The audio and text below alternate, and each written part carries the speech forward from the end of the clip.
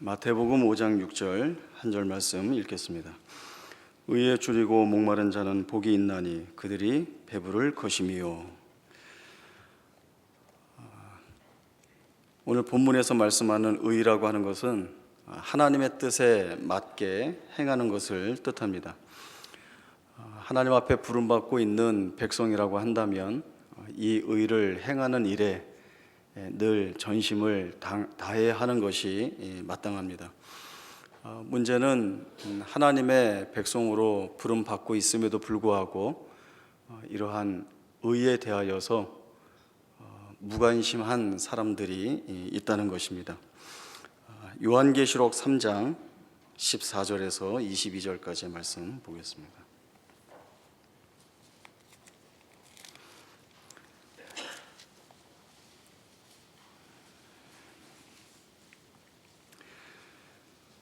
신약성경 402쪽 요한계시록 3장 14절에서 22절까지 말씀을 보겠습니다. 라오디게아 교회의 사자에게 편지하라. 아멘이시요 충성되고 참된 증인이시요 하나님의 창조의 근본이시니가 이르시되 내가 내 행위를 아노니 내가 차지도 아니하고 뜨겁지도 아니하도다.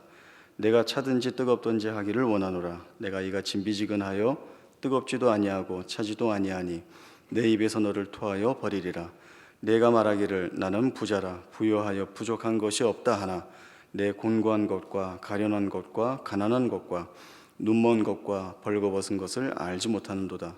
내가 너를 권하노니 내게서 불러 연단한 금을 사서 부요하게 하고 흰옷을 사서 입어 벌거벗은 수치를 보이지 않게 하고 안약을 사서 눈에 발라 보게 하라. 물은 내가 사랑하는 자를 책망하여 징계하노니 그러므로 내가 열심을 내라. 회개하라. 볼지어다 내가 문 밖에 서서 두드리노니 누구든지 내 음성을 듣고 문을 열면 내가 그에게로 들어가 그와 더불어 먹고 그는 나와 더불어 먹으리라. 이기는 그에게는 내가 내 보좌에 함께 앉게 하여 주기를 내가 이기고 아버지 보좌에 함께 앉은 것과 같이 하리라. 귀 있는 자는 성령이 교회들에게 하시는 말씀을 들을지어다. 라오디게아 교회는 소아시아 지역에 있는 7교회 중에 하나입니다. 라오디아는 지리적으로 대단히 중요한 교통의 요충지에 자리 잡고 있기 때문에 무역업이 대단히 발달한 도시이고 또 이로 인하여서 도시가 많은 부를 축적하고 있었습니다. 얼마나 이 라오디게아 도시가 잘 살았는가 하면 주 60년에 큰 지진이 나서 도시가 많이 회파되고 폐허가 되었는데 이때 로마 황제가 재정적으로 지원하여서 도시 재건을 도와주겠다라고 했을 때에 괜찮습니다. 우리끼리 하겠습니다. 이렇게 말하고는 자기들끼리 돈을 걷어서 도시를 충분히 고쳤던 그만큼 많은 부를 가지고 있는 그런 곳이었습니다. 그래서 그런지 라오디게아 교회 안에 있는 성도들의 그 신앙의 모습이 대단히 태만했습니다. 주님의 말씀대로 너희가 뜨겁지도 않고 차지도 않다. 너희가 미지근하다라고 하는 그 말씀을 통하여서 이들이 교회 안에 들어와 있는 하나님의 부름받은 성도요 백성으로 그 신분을 가지고 있지만 그 애매한 자리에 서 있는 것이죠. 완전히 세속적이지도 않고 완전히 영적이지도 않는 어정쩡한 자리에 서 있는 것을 통하여서 주님께서 너희가 그렇게 태만하게 하나님의 백성으로 부름받은 그 사명과 책임들을 너희의 삶으로 드러내지 못하고 너희의 책임을 감당하지 못할 때에 너희를 내 입에서 토해내겠다라고 하는 엄중한 경고와 책망의 말씀을 주시고 있습니다. 신앙에는 중간지대라고 하는 것은 있을 수 없습니다. 세상에 한 달이 걸치고 교회에 한 달이 걸쳐서 내가 필요할 때마다 양쪽을 자유롭게 왔다 갔다 한다든지 아니면 내 이해와 또 내 조건에 맞추어서 내가 하고 싶은 대로 하겠다라고 하는 것은 올바른 바른 믿음 차원에서의 모습이 결코 아닙니다. 하나님이 원하시는 것은 하나님의 뜻에 의하여서 그 자녀로 부름받은 자라고 한다면 이제 그 신분과 정체성이 바뀌게 되었는데 바뀐 그 모습을 세상 앞에 잘 드러내 보이는 것이 바로 하나님이 원하시는 것입니다. 그 드러내 보이는 것도 그저 기회가 될 때, 형편이 될 때 하는 것이 아니라 오늘 마태복음 5장 6절에 나와 있듯이 줄이고 목마른 것을 해결하고픈, 그 줄이고 목마를 때에 그 갈급한 마음을 가지고 이 의를 행하는 일에 나서야 하는 것이 하나님의 부름받은 백성된 자의 위치이고 자리이고 책임이다라고 하는 것들을 분명히 말씀을 해주고 있습니다. 라오디게아 교회 성도들은 물질적으로 풍성한 것을 자신들이 영적으로도 부유하다라고 하는 착각을 가지고 있었습니다.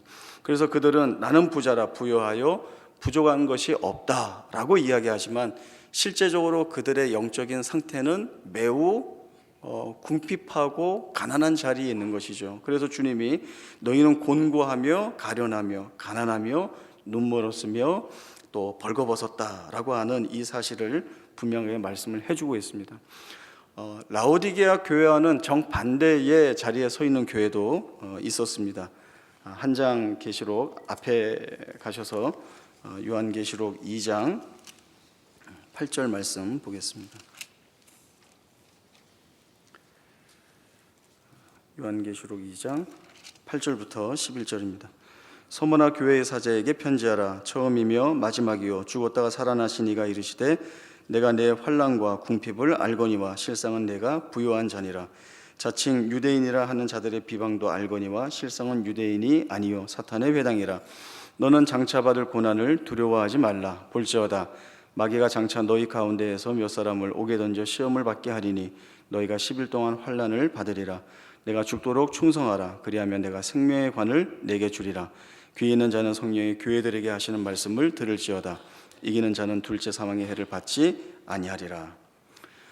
서머나 교회는 칭찬을 받고 있습니다. 주님이 서머나 교회에 대하여서 말씀하시는 내용은 내가 너희가 받고 있는 환난과 궁핍을 잘 알고 있다라는 말씀을 하고 계십니다. 그러면서 주님이 이 서머나 교회를 바라보시는 그 실체에 대한 내용을 말씀을 해주고 계시죠. 너희가 환난을 받고 있고 궁핍을 겪고 있지만 내가 볼 때, 주님이 보시는 게 바른 것이겠죠. 내가 볼 때에 너희는 그 누구보다도 부요한 자다. 너희가 장차 고난을 받을 테지만 그 고난을 잘 견디어 이기라. 그리고 주시는 말씀이 죽도록 충성하라. 그리하면 생명의 관을 너희에게 주리라 라고 하시는 이 칭찬의 말씀을 서머나 교회 앞에 주시고 있습니다.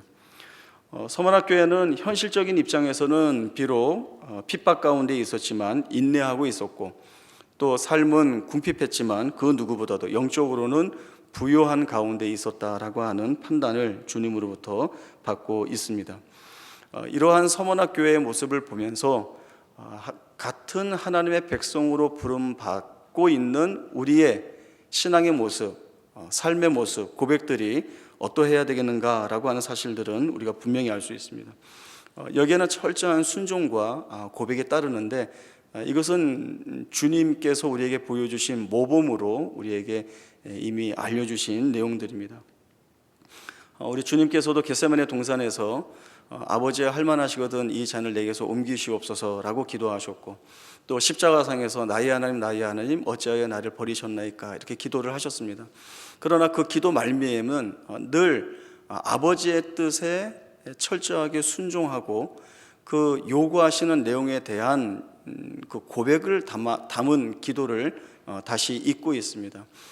그러나 내 뜻대로 마시고 아버지의 뜻대로 하옵소서라고 하는 기도가 있었고 또 십자가상에서 마지막에 다 이루었다 하시는 말씀을 통하여서 성부 하나님이 맡겨주신 그 구속의 사역들을 죽는 자리에서까지 모두 다 충성하고 헌신하는 모습들을 분명히 보여주셨습니다. 라오디게아 교회에 주신 그 책망의 말씀과 오늘 산상수훈 마태복음 5장 6절의 말씀을 저희가 연결시켜 본다면 우리가 편한 것에 마음을 빼앗기거나 속거나 또는 자기 욕심을 쫓느라고 마땅히 변화되어 하나님 앞에 새롭게 부여받은 책임을 하지 못하고 있는 것에 대해서는 안 된다. 그건 하나님이 원하시는 것이 아니다라고 하는 사실들을 저희들이 보게 됩니다. 사람들은 편한 거 좋아하죠. 또 유익이 되는 것들을 좋아하고 그러한 것들을 선호합니다.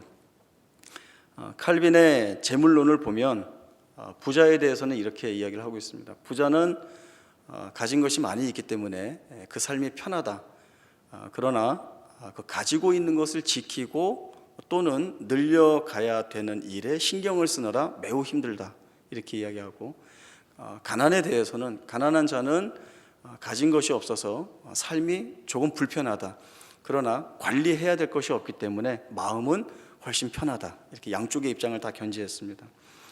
모두가 이 얘기를 듣고 힘들더라도 부자가 되어서 관리하면 좋겠다라고 하는 말씀들을 많이 하십니다.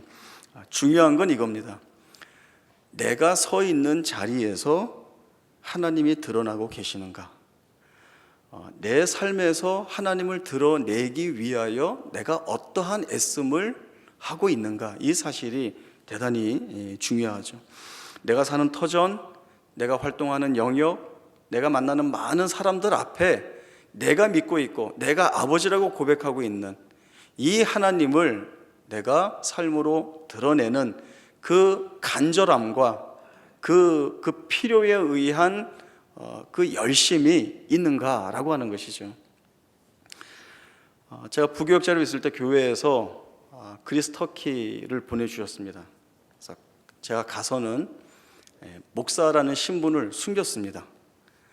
왜냐하면 목사라고 하면 가는 데마다 기도하라고 하고 설교하라고 하고 또 여기는 뭐예요? 막 이렇게 물어볼 것 같아서 저도 좀 편하게 여행하고 싶은 마음에 목사라고 밝히지 않았습니다. 자꾸 묻는 거예요. 뭐 하시는 분이세요? 예. 이제 이거 대답을 안 하는데 끈질기게 물으면 제가 그냥 중요한 일을 하는 사람입니다. 이제 이렇게 말씀을 드리죠. 제가 그 여행 내내 했던 거는 다른 거 없습니다. 그냥 만날 때마다 웃으면서 인사는 먼저 제가 잘 했어요. 안녕하세요. 잘 쉬었어요? 뭐 이제 이렇게 이제 인사하고 또 팀 가운데 연세 드신 부부 한 팀이 계셨는데 뭐 가방 무거운 가방 몇 번 들어드린 것밖에 없습니다. 사람들이 계속 쫓아다니면서 뭐 하시는 분이세요? 이제 계속 묻는 거예요. 가이드는 저한테 도덕 가르치는 선생님 같으신데 맞습니까? 이제 이렇게 물어보시기도 하고, 이제 마지막 날 돌아오면서 가이드한테만 사실은 제가 목사입니다. 그랬더니 그렇군요. 이제 이렇게 이야기를 합니다. 내가 있는 자리에서 하나님을 드러낸다라고 하는 것은 사실은 대단히 어려운 일입니다. 어려운 이유는 내가 붙잡고 있는 모든 것들을 다 잘라내야 하기 때문에 그렇습니다. 내가 하나님을 드러내기 위해서는 내 거를 다 잘라내야 되는 거예요. 그래야 하나님이 드러나시거든요. 또 어려운 이유는 의를 구하고 하나님을 드러내는 이 일을 내 능력, 내 스스로 할 수 없다는 것이 어렵습니다. 하나님을 드러내기 위해서는 우리 실력으로 하나님을 드러낼 수는 없는 거예요. 우리 안엔 그런 재료나 그런 선들이 없습니다. 어떻게 해야 되는가 하면 주의 은혜에 힘입어야 그것을 드러낼 수 있는 것이죠. 뭐 당연한 이야기이기는 하지만 하나님의 은혜를 힘입어서 은혜를 드러내기 위해서는 우리가 구원을 얻어서 옛사람에서 새 사람으로의 전환이 있어야 하고, 또 새 사람이 됨으로써 하늘로부터 신령한 능력이 내려올 때에 이것을 내 삶으로 끌어들이는 이 참된 고백이 있어야 하는 것입니다. 이런 것들이 우리가 지니고 있는 인간적인 조건이나 여러 가지 제약에 물려서 이 옅어지고 상쇄됨으로 인해서 늘 여기서 이제 갈등의 싸움들이 일어나게 되죠. 그러나 그때마다 갈급하고 목마르고 줄인 그 사람이 그 갈급함과 줄임과 목마름을 해결하기 위해서 애쓰는 것 같은 그 이상의 애씀들을 가지고 하나님께서 뜻하시는 바들을 드러내기 위한 싸움이 우리의 삶 가운데 있어야 하는 것입니다. 김제에 금산교회라는 교회가 있습니다. 이 교회와 관련된 이야기가 대단히 은혜롭습니다. 이 김제에 조덕삼이라고 하는 분이 있는데 이분은 마을의 유지입니다. 이분이 테이트라고 하는 선교사님으로부터 복음을 듣고 예수를 믿게 됩니다. 그리고 이제 가진 것이 많이 있으니까 땅을 내어놓고 또 거기에 교회를 짓는 일들을 다 하게 되시죠. 그리고 이제 유지가 교회에 출석을 하니까 마을에 있는 많은 사람들이 이제 교회에 같이 따라 나가서 출석하면서 교회 사람이 많아지게 되었습니다. 또 누가 이 교회에 오는가 하면 이 조덕삼이라는 이분의 집에 그 머슴, 마부로 일하는, 이 말을 끄는 그 머슴으로 일하는 이자익이라는 분이 또 같이 교회에 나와서 신앙생활을 하게 되고, 이 주인과 머슴이 같은 날 세례를 받게 됩니다. 1907년에 이 두 분이, 그 당시에는 이제 영수라고 하는 이름으로 불렸는데 지금으로 치면은 집사님 같은 그러한 직분입니다. 이 주인인 조덕삼이라는 분과 또 그 집의 머슴 마부였던 이자익이라는 이 두 분이 이 영수가 됩니다. 그래서 교회를 섬겨오다가 1909년에 선교사님의 제안에 의해서 장로를 선출하느라 교회에서 이제 투표를 하게 됩니다. 모든 사람이 예상을 했죠. 누가 되리라고. 조덕삼이라고 하는 분이 된다고 생각을 했습니다. 이분이 땅도 기증을 했고, 이분의 많은 돈으로 교회도 세웠고, 또 마을 유지이기도 하고, 그 조건들이 참 좋았습니다. 그런데 투표를 딱 하고 나니까 이자익 씨가 장로에 선출이 된 겁니다. 결과가 발표되자 조덕삼이라고 하는 이 분이 앞에 나와서 발언권을 얻고 이야기를 합니다. 오늘 이 투표의 결정은 하나님이 하신 결정입니다. 그리고 우리 금산교회 성도들이 대단히 훌륭한 일을 해냈습니다. 저는 이 결과에 승복하여서 이 장로님 대신 이분을 교회 안에서 제가 잘 섬기겠습니다. 이렇게 이야기를 합니다. 그리고 집에 가서는 주인과 머슴의 관계이지만 교회에 와서는 장로와 영수의 관계로 대단히 서로 존중하면서 잘 섬겼다는 것입니다. 그리고 이분이 섬긴다고 한 것이 말로만 한 것이 아니라 나중에 이 이자익 장로님이 그 평양신학교에 가서 공부할 때 다 지원을 하고, 또 공부를 마치고 목산수 받고 금산교회로 돌아왔을 때에 그때 이제 장로님이 되셨는데, 목사와 장로로서 끝까지 한 마음으로 서로를 존중하면서 잘 섬겼다는 그러한 이야기가 있습니다. 그 시대의 시대상과 제도 조건 속에서 사실은 일어날 수 없는 대단히 힘들고 어려운 일입니다. 그러나 그 조덕삼 장로님이 그 일을 정말 잘 해내셨죠. 그것이 바로 의에 줄이고 목마른 자가 그 필요에 의한 절박함과 간절함을 가지고 그 같은 신앙의 내용을 자신의 삶의 한 고백의 내용으로 드러내는 모습인 것들을 저희들이 보게 됩니다. 의에 줄이고 목마른 자는 복이 있나니, 복이 있다 말씀하시고 그들이 배부를 것이라는 말씀을 주님이 주시고 있습니다. 의에 줄이고 목마른 자가 복이 있고 배부를 것이다 라고 하는 것은, 의에 줄인 자가 줄이고 목말라서 그만큼 그 의에 대하여 사모하면 사모할수록 하나님께서 그것을 채우시는 것이죠. 하나님이 그 의를 채워주시는 것이 이 의에 줄이고 목마른 자가 하나님 앞에서 행하게 되는 그 자체가 바로 복이다라고 하는 사실을 주님이 말씀을 주시고 있습니다. 이러한 자, 하나님의 은혜에 기인하여서 그 은혜가 드러내는 삶의 변화, 또 그 삶의 변화 속에서 하나님이 만들어내시는 그 참된 고백의 선자가 마침내 세상 앞에, 사람들 앞에 드러내 보여줄 수 있는 것은 세상이 할 수 없는 일들이죠. 하나님 편에 선 자만이 슬픔 속에서조차도 기쁨을 고백할 수 있고, 하나님 편에 선 자만이 고통과 괴로움 속에서 소망을 바라볼 수 있습니다. 그리고 하나님 편에 선 자만이 죽음 속에서도 생명이라고 하는 이 사실을 분명하게 바라볼 수 있는 것입니다. 의에 줄이고 목마른 것, 이것은 결국엔 하나님에 대한 갈구입니다. 목마른 사슴이 시냇물을 찾아 헤매이듯이라고 하는 이 시편의 말씀처럼, 우리가 우리의 삶 속에 서 있는 어떠한 조건, 어떠한 환경, 누구와 만나서 있을 때에, 또 어떤 사건과 어떤 일 앞에 내가 서 있을 때에 거기에서 늘 하나님을 갈구하는 자로 서 있는 것이죠.